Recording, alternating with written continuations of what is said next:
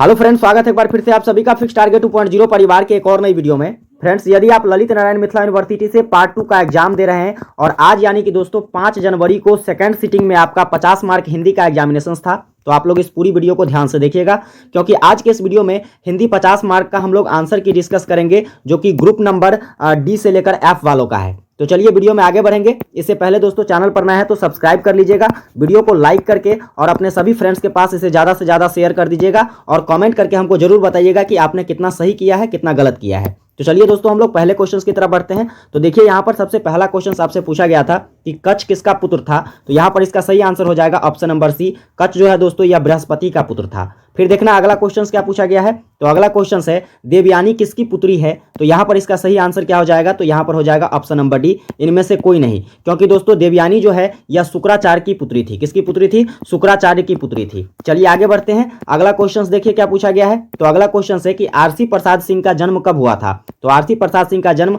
1911 में हुआ था, इसलिए इसका सही आंसर ऑप्शन नंबर डी हो जाएगा। अब देखना अगला क्वेश्चन क्या पूछा गया है। तो अगला क्वेश्चन है कि आरसी प्रसाद सिंह का जन्म कहां हुआ था। तो दोस्तों इसका जो सही आंसर हो जाएगा यह हो जाएगा option number B. RC Prasad Singh का जन्म जो हुआ था यह समस्तीपुर में हुआ था। फिर देखिए अगला क्वेश्चन क्या है। तो अगला क्वेश्चन पूछा गया है कि संजीवनी का पात्र नहीं है। तो यहां पर इसका सही आंसर हो जाएगा ऑप्शन नंबर ए, संजीवनी का पात्र नहीं है पुरूरवा। फिर देखना अगला क्वेश्चन क्या है। तो अगला क्वेश्चन आपसे पूछा गया है कि कच्छ संजीवनी विद्या सीखने किसके पास गया था। तो कच्छ जो है संजीवनी विद्या सीखने शुक्राचार्य के पास गया था, इसलिए इसका सही आंसर ऑप्शन नंबर ए हो जाएगा। नेक्स्ट क्वेश्चन देखना, क्वेश्चन क्या कहता है कि भागीरथ और ब्रह्मा किस संगीतकी का पात्र है। तो यहां पर इसका जो सही आंसर हो जाएगा यह हो जाएगा हमारा ऑप्शन नंबर ए, गंगा बतरन का। चलिए दोस्तों, इस वीडियो को ज़्यादा से ज़्यादा शेयर कर दीजिए आप लोग, ताकि सभी फ्रेंड्स एक साथ जुड़ सके। अब देखिए अगला क्वेश्चन क्या पूछा गया है। तो अगला क्वेश्चन पूछा गया है पासानी की 5वीं संगीतिका है। तो पासानी की जो 5वीं संगीतिका है दोस्तों, यह कौन है। तो यह है उर्वशी, इसलिए इसका सही आंसर क्या हो जाएगा ऑप्शन नंबर ए। आइए देखते हैं अगला क्वेश्चन क्या है। तो अगला क्वेश्चन आपसे पूछा गया है कि पासानी की विधा है। तो पासानी कौन सी विधा है। तो यहाँ पर इसका सही आंसर हो जाएगा ऑप्शन नंबर ए, गीति नाट्य। आगे देखिए नेक्स्ट क्वेश्चन क्या है। तो नेक्स्ट क्वेश्चन आपसे पूछा गया है कि शिल्पी मजदूर किसान पात्र है। तो इसका जो सही आंसर हो जाएगा यह हो जाएगा ऑप्शन नंबर सी, वासंती। फिर देखना अगला क्वेश्चन क्या है। तो अगला क्वेश्चन आपसे पूछा गया है कि पासानी की संगीतिका नहीं है। तो यहां पर दोस्तों सही आंसर जो हो जाएगा इसका यह हो जाएगा हमारा ऑप्शन नंबर बी, बासंती। फिर देखिए अगला क्वेश्चन क्या है। तो अगला क्वेश्चन आपसे पूछा गया है कि अंबर क्या धरती पर स्वर्ग उतर आए, डैश पंक्तियां उद्धृत है, यानी कि यह जो पंक्ति है यह कहां से ली गई है। तो इसका जो सही आंसर हो जाएगा यह हो जाएगा ऑप्शन नंबर बी, गंगा बतरन से ली गई है। आगे बढ़िए, अगला क्वेश्चन आपसे क्या पूछा गया है असंभव शब्द अर्थविहीन अंतल सागर में विहरता मीन, उक्त पंक्तियां किसने कही है। तो यह कहा गया दोस्तों भागीरथ के द्वारा, इसलिए इसका सही आंसर ऑप्शन नंबर ए हो जाएगा। फिर देखिए अगला क्वेश्चन क्या पूछा गया आपसे। तो अगला क्वेश्चन है कि राजशेखर की कथा वस्तु से प्रेरित संगीतिका कौन सी है। तो यहां पर इसका सही आंसर जो है यह हो जाएगा ऑप्शन नंबर डी, इनमें से कोई नहीं। आगे देखना भाई साहब अगला क्वेश्चन क्या है। तो अगला क्वेश्चन है कि मेनका किस संगीतिका का पात्रा है। तो यहां पर इसका सही आंसर क्या हो जाएगा यह हो जाएगा ऑप्शन नंबर ए, उर्वशी की पात्रा है। आगे देखिए क्वेश्चन क्या है। तो अगला क्वेश्चन कहता है कि उर्वशी किस संगीतिका की पात्रा है। तो इसका सही आंसर जो है यह हो जाएगा हमारा ऑप्शन नंबर सी, उपयुक्त दोनों, यानी कि उर्वशी जो है दोस्तों यह गंगा बतरन की भी पात्रा है और उर्वशी की भी पात्रा है। फिर देखिए अगला क्वेश्चन क्या है। तो अगला क्वेश्चन आपसे पूछा गया है कि रंभा किस संगीतिका की पात्रा है। तो इसका जो सही आंसर हो जाएगा यह हो जाएगा ऑप्शन नंबर डी, ए और सी दोनों, क्योंकि दोस्तों रंभा जो है यह गंगा बतरन और उर्वशी दोनों की पात्रा है। फिर देखना अगला क्वेश्चन क्या पूछा गया आपसे। तो अगला क्वेश्चन है कलाकार थी अब तू नारी मात्र रहेगी, स्वर्ग भ्रष्ट क्या जाने क्या भूमि कहेगी, प्रस्तुत पंक्तियां किसके द्वारा कही गई है। तो यह जो पंक्ति कही गई है भरत मुनि के द्वारा कही गई है, इसलिए इसका सही आंसर ऑप्शन नंबर ए हो जाएगा। नेक्स्ट क्वेश्चन देखना अगला क्वेश्चन क्या कहता है। तो अगला क्वेश्चन है गंगा बतरन में कुल कितने दृश्य हैं। तो गंगा बतरन में दोस्तों 3 दृश्य है, इसलिए इसका सही आंसर ऑप्शन नंबर बी हो जाएगा। फिर देखिए अगला क्वेश्चन क्या पूछा गया है। तो 20वां नंबर क्वेश्चन में आपसे पूछा गया कि मंजरी में कुल कितने दृश्य हैं। तो मंजरी में दोस्तों 4 दृश्य है, इसलिए इसका सही आंसर ऑप्शन नंबर सी हो जाएगा।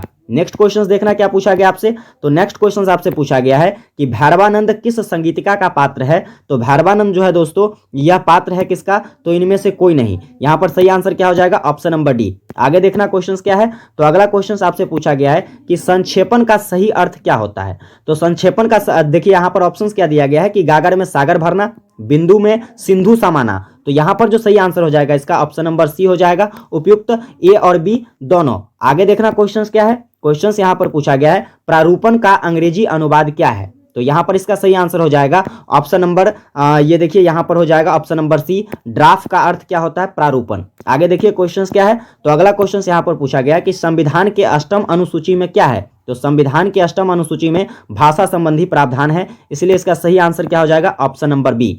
आगे देखिए क्वेश्चंस क्या है। तो अगला क्वेश्चन आपसे पूछा गया है कि संक्षेपण की विशेषता नहीं है। तो संक्षेपण की जो विशेषता है यहाँ पर कौन सी नहीं है। तो यहाँ पर सही आंसर क्या हो जाएगा इसका, यह हो जाएगा ऑप्शन नंबर सी, मानकीकृत भाषा। फिर देखिए नेक्स्ट क्वेश्चन आपसे क्या पूछा गया है। तो अगला क्वेश्चन है प्रारूपण के लिए प्रयुक्त शब्द क्या है। तो इसका सही आंसर जो है यह हो जाएगा हमारा ऑप्शन नंबर बी, प्रारूपण के लिए प्रयुक्त शब्द आलेखन है। फिर चलिए आगे देखते हैं क्वेश्चंस क्या पूछा गया है। तो अगला क्वेश्चन आपसे पूछा गया है कार्यालयीय पत्र के उदाहरण क्या है। तो कार्यालयीय पत्र के यहाँ पर उपयुक्त सभी आंसर हो जाएंगे, ऑप्शन नंबर डी। आगे देखिए क्वेश्चंस क्या पूछा गया है। तो अगला क्वेश्चन है हिंदी दिवस कब मनाया जाता है। तो हिंदी दिवस जो दोस्तों प्रत्येक वर्ष जो है यह 14 सितंबर को मनाया जाता है, इसलिए इसका सही आंसर ऑप्शन नंबर ए हो जाएगा। फिर देखना 29 नंबर क्वेश्चन आपसे क्या पूछा गया है कि विश्व हिंदी दिवस की शुरुआत कब हुई थी। तो विश्व हिंदी दिवस की जो शुरुआत हुई थी दोस्तों ये हुई थी 2006 में, इसलिए इसका सही आंसर क्या हो जाएगा, ऑप्शन नंबर ए हो जाएगा। फिर देखना अगला क्वेश्चन क्या है। तो अगला क्वेश्चन है विश्व हिंदी दिवस कब मनाया जाता है। तो विश्व हिंदी दिवस जो है दोस्तों यह प्रत्येक वर्ष 10 जनवरी को मनाया जाता है, इसलिए इसका सही आंसर ऑप्शन नंबर ए हो जाएगा। फिर देखिए अगला क्वेश्चन क्या है। तो अगला क्वेश्चन है अटेस्ट का हिंदी अनुवाद क्या होता है। तो अटेस्ट का हिंदी अनुवाद जो होता है यह होता है दोस्तों अभिप्रमाणित करना, इसलिए इसका सही आंसर क्या हो जाएगा, ऑप्शन नंबर बी। आगे देखना क्वेश्चंस क्या है। तो अगला क्वेश्चन है बाइब्लियोग्राफी का हिंदी अनुवाद क्या है। तो बाइब्लियोग्राफी का जो हिंदी अनुवाद है यह होता है दोस्तों संदर्भ ग्रंथ सूची, इसलिए इसका सही आंसर क्या हो जाएगा, ऑप्शन नंबर सी। आगे देखिए क्वेश्चंस क्या है। तो अगला क्वेश्चन आपसे पूछा गया था इवैल्यूएशन का हिंदी अनुवाद क्या होता है। तो इवैल्यूएशन का जो हिंदी अनुवाद होता है यह होता है मूल्यांकन, इसलिए इसका सही आंसर ऑप्शन नंबर बी हो जाएगा। नेक्स्ट क्वेश्चन देखना क्या पूछा गया है। तो नेक्स्ट क्वेश्चन है ड्राफ्ट का हिंदी अनुवाद क्या है। तो इसका जो सही आंसर हो जाएगा यह हो जाएगा हमारा ऑप्शन नंबर सी हो जाएगा, प्रारूप। ड्राफ्ट का अर्थ क्या होता है, प्रारूप। नेक्स्ट क्वेश्चन देखिए अगला क्वेश्चन है फाउंडेशन का हिंदी अनुवाद क्या है। तो फाउंडेशन का जो हिंदी अनुवाद होता है यह होता है शिलान्यास, इसलिए इसका सही आंसर ऑप्शन नंबर सी हो जाएगा। आगे देखिए 36 नंबर क्वेश्चन आपसे क्या पूछा गया था कि मिग्रेंट का अर्थ हिंदी अनुवाद क्या है। तो मिग्रेंट का जो हिंदी अनुवाद होता है दोस्तों यह होता है प्रवासी, इसलिए इसका सही आंसर ऑप्शन नंबर बी हो जाएगा। नेक्स्ट क्वेश्चन देखना भाई साहब क्या पूछा गया आपसे। तो नेक्स्ट क्वेश्चन है कि भाया वोक का हिंदी अनुवाद क्या होता है। तो भाया वोक का जो हिंदी अनुवाद होता है यह होता है मौखिकी, इसलिए इसका सही आंसर क्या हो जाएगा, ऑप्शन नंबर ए। आगे देखिए क्वेश्चंस क्या है। तो क्वेश्चंस पूछा गया है कि सर्वे का हिंदी अनुवाद क्या है। तो सर्वे का हिंदी अनुवाद होता है सर्वेक्षण, इसलिए इसका सही आंसर ऑप्शन नंबर सी हो जाएगा। नेक्स्ट क्वेश्चन देखिए क्या है। तो अगला क्वेश्चन आपसे पूछा गया है कि शुद्ध शब्द का चयन करें, इसमें शुद्ध कौन सा लिखा हुआ है। तो शुद्ध जो लिखा हुआ है यहाँ पर दोस्तों यह लिखा हुआ ऑप्शन नंबर सी अनुसरण। अनुसरण में यहाँ पर टवर्गी ना होता है, ठीक है, इसलिए इसका सही आंसर क्या हो जाएगा, ऑप्शन नंबर सी। आगे देखिए क्वेश्चंस क्या पूछा गया है। तो 40 नंबर क्वेश्चंस में आपसे पूछा गया है कि जो अधिक बोलता है उसे हम लोग क्या कहते हैं। तो जो अधिक बोलता है उसे हम लोग वाचाल कहते हैं, इसलिए इसका सही आंसर ऑप्शन नंबर बी हो जाएगा। आगे देखिए भाई साहब अगला क्वेश्चंस क्या पूछा गया आपसे। तो अगला क्वेश्चन पूछा गया कि राजभाषा आयोग 1955 के सदस्यों की संख्या कितनी थी। तो राजभाषा आयोग 1955 के सदस्यों की संख्या कितनी थी, तो 20 थी, इसलिए इसका सही आंसर ऑप्शन नंबर ए हो जाएगा। फिर देखना अगला क्वेश्चन क्या है। तो अगला क्वेश्चन से कलम तोड़ना मुहावरे का क्या अर्थ होता है। तो कलम तोड़ना मुहावरे का अर्थ होता है सुंदर लिखना, ठीक है, तो इसका सही आंसर क्या हो जाएगा, ऑप्शन नंबर बी। आगे देखिए क्वेश्चन क्या है। तो अगला क्वेश्चन आपसे पूछा गया है कि कान भरना मुहावरा का क्या अर्थ होता है। तो कान भरना मतलब चुगली करना, इसलिए इसका सही आंसर क्या हो जाएगा, ऑप्शन नंबर बी हो जाएगा। आगे देखिए क्वेश्चन क्या पूछा गया है। तो अगला क्वेश्चन आपसे पूछा गया है कि कान खड़े होना मुहावरा का क्या अर्थ होता है। तो कान खड़ा होना मतलब चौकन्ना होना, इसलिए इसका सही आंसर ऑप्शन नंबर ए हो जाएगा।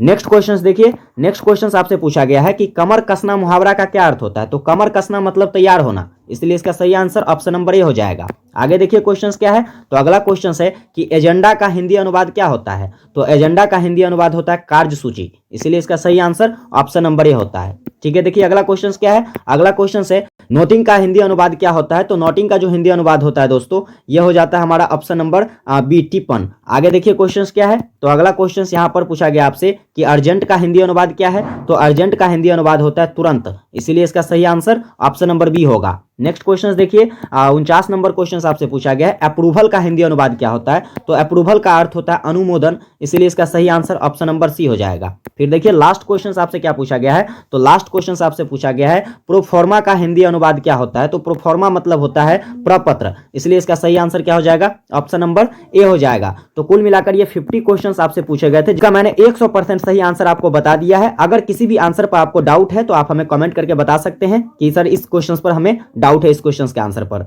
उम्मीद करता हूं ये वीडियो आपको हेल्पफुल लगी होगी। अगर ये वीडियो आपको हेल्पफुल लगी होगी तो अभी भी दोस्तों 12% पर ही अटका हुआ है, मतलब आप समझ गए होंगे कि अभी तक आपने अगर सब्सक्राइब नहीं किया है तो इस तरह के वीडियो के लिए सब्सक्राइब कर लीजिए और वीडियो को लाइक करके दोस्तों अपने सभी फ्रेंड्स के पास इसे ज्यादा से ज्यादा शेयर कर दीजिए। मिलते हैं आप लोगों से अगली वीडियो के साथ, तब तक के लिए जय हिंद।